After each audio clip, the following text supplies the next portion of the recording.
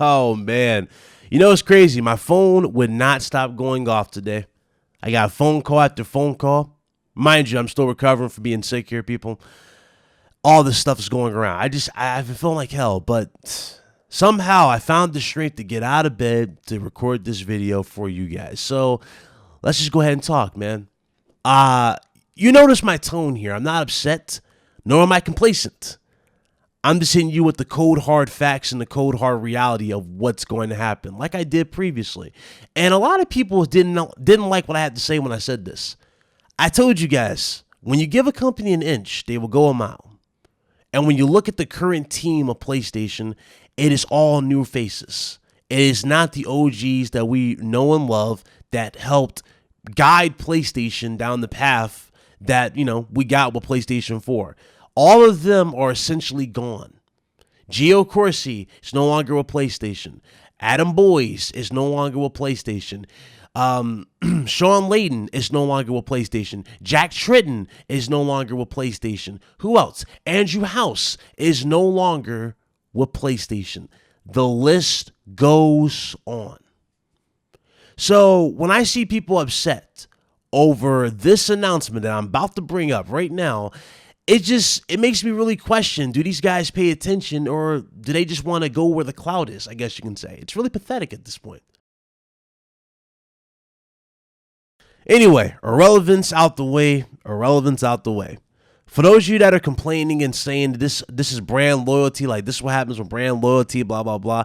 This has nothing to do with brand loyalty at all. This right here comes back to profits of this company, okay? And when you look at the full state of the world as of late too with COVID, plays a factor as well. And also, did I mention the scalpers with PS5? See, a lot of people are holding out on games because of PS5s. They can't get their hands on the PS5. So they're doing this. They're future-proofing themselves. Now, obviously, I'm about to go ahead and break down even further, though, what's really happening in the future. But that's my honest first reaction to everything I read at first. I was, okay, maybe it's COVID-19 related, right?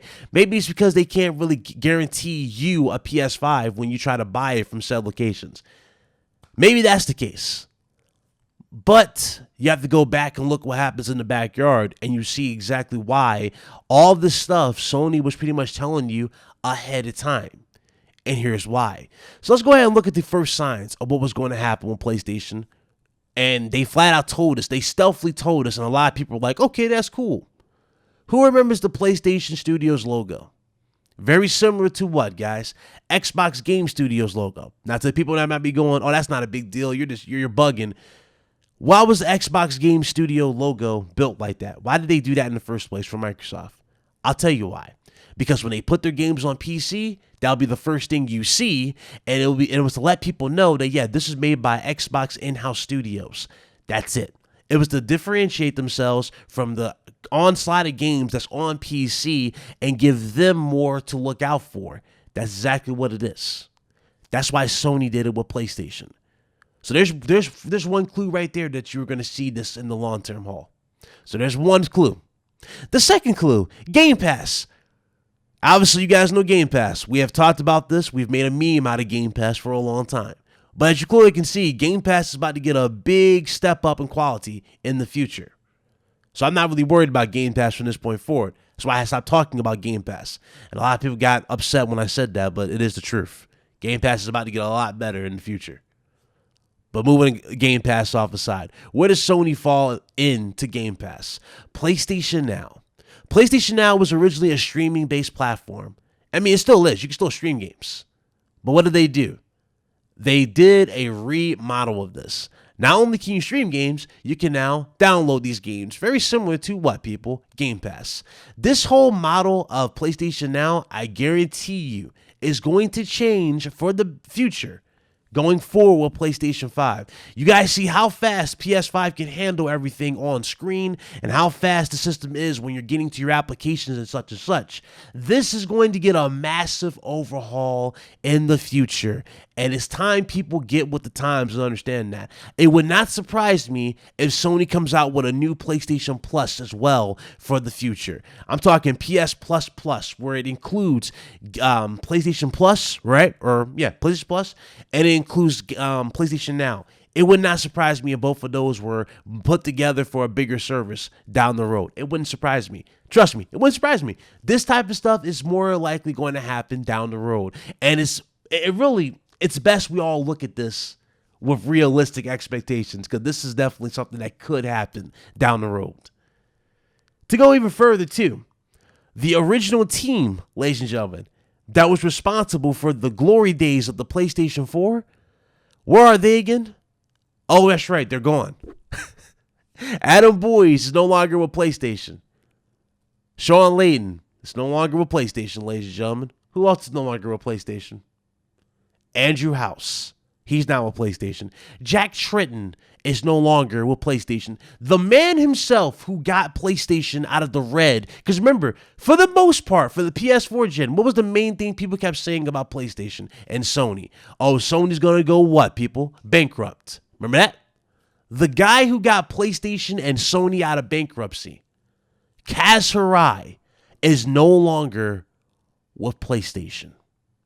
The original 5 founding fathers of PlayStation 4 and the principles that led to that system being one of the best-selling systems of all time is no longer with PlayStation. This is a whole new ball game. This is what I was alluding to you guys in a live stream. Told you. It's a new ball game. You got Jim Ryan, you have Herman Hulse, and you got a bunch of new faces. These guys are shaping the future for PlayStation. And it kind of makes sense now why Sean Layden probably left. Things are changing for a lot of different reasons. Sony's not looking at how many games we can make. Granted, they're going to make insane games. You're still going to get the incredible games. But Sony's looking for how much we can make out of these games. Let's keep it a buck. Everybody, including Microsoft, wants those Nintendo numbers when it comes to selling these games. Am I right or am I right, people? They want those numbers. They want that. And you're going to see that in the future. As far as how games are going, if you actually read the the interview and whatnot, what he says, more games are coming to PC. This can mean that all PS4 games are more likely going to make the jump first. And what they're going to do, they're going to be very picky with select games on PS5 dropping for PC.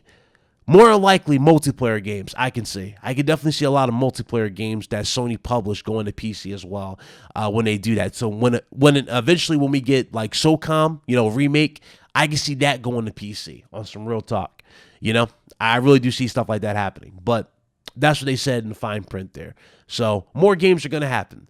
So to the dudes who are out here damage controlling, crying, legit making up excuses, to the dudes who put people in bubbles saying, oh, these are the dudes don't listen to, these guys, right? Ain't it funny how these dudes are all of a sudden acting like, how could this have happened in America type of thing? These are dudes who know everything, right? Right. Look at them. It's turned into a full-fledged circus, man. It's legit turned into a full-fledged circus. And it tells you, man, it really does tell you that these dudes don't pay attention. These dudes are just in it for their own selfish reasons. They don't care about you. They only care about the said views and said likes. That's it. Me? I'm going to continue to be that guy who is straightforward and tells you what's happening to your face. You won't have to worry about hearing nothing from somebody else because you'll hear it from the sheep's mouth or the horse's mouth. You'll hear it right from me. So, moving on, man. There's that. PlayStation games going to PC. Notice, I'm not upset, nor am I angry, because I already saw it happening. So, there you guys go. I guess you can call him Jim Dan Smooth Ryan. That's what everybody's going to call him. He's Jim Dan Smooth Ryan. That meme's about to get even bigger at this point forward. Let me go ahead and get into this gaming news. I'm going to shut the video down, ladies and gentlemen. Gran Turismo 7 has been delayed into 2022. So for those that were looking forward to Gran Turismo 7, it is not coming for another year. We kind of figured though. It was COVID. They're basically saying it was impacted by COVID, so makes sense. I'm not surprised by that at all. You know, I wouldn't be surprised if the next Forza has the same thing as well. So I wouldn't be surprised by that. What I am hyped for, and this is something I've been talking about a lot on the channel, was VR. So Sony confirmed that, yes, they're coming out with a PlayStation VR 2. It's happening, people, and it will come with a new controller. Now, whether or not this controller is going to be like the one in patents where it tracks your fingertips and whatnot, it remains to be seen. But I'm telling you right now, it is definitely a big upgrade. That's for sure. In fact, here's a few details of this actual VR headset. They stated that it's not coming in 2021. Okay, so it's not coming in 2021. But the new controller is inspired by the DualSense, people. Remember how we talked about those triggers? We talked about how it can make the game more like just immersive and whatnot with the DualSense. They're doing that with the VR headset. So that stuff is going to be in there. Okay.